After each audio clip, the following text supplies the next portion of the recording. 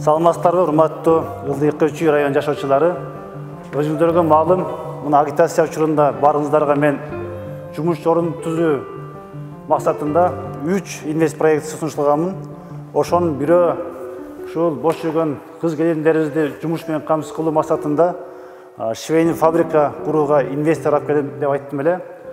Ушул мына шайлоого чейин ишке ашып, биздин тууганыбыз Режеп Бей Камышанов кайлы өкмөтүндө ушул имаратты жактырып ижарага алып, азыр 100 орундук машина коем деп турат. Жазган бал жумуш орун көбөйтүп 405ке чейин кийим тигүүчү машинага отургузуп, биздин кыз-келиндерди жумуш менен камсыздайын деп турат. Урматтуу Режеп Бей, kuş келипсиz. Rahmat. Hoş bulduk. Ben size teşekkür ederim bize böyle bir imkan sunduğunuz için. Bizi buraya davet ettiğiniz için size çok teşekkür ediyorum. Şu an için hedefimiz ilk 6 ay için bir 100 insanın çalışacağı şekilde bir fabrika kurmak.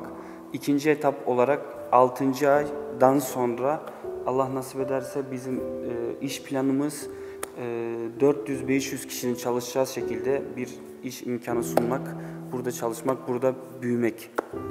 Камшановка айылына көп адам келе бербейт негизиненчи. Эмил Байкенин иш планы менен проекттери менен таанышканда биз башынан эле ишенгенбиз. Мен баштап бизге буга чейин жол салып берген. Азыр мисал айткан сөздөрүнүн биринде туруп, азыр Режеп Байкени алып келип, мына швейный цех ачылып атат. Мына сиздердин өзүңүздөр көрүп атасыздар, биз күбө болуп атабыз. Эмил Байкенин дагы башка пландары бар. Буюрса баары башталды буюрса.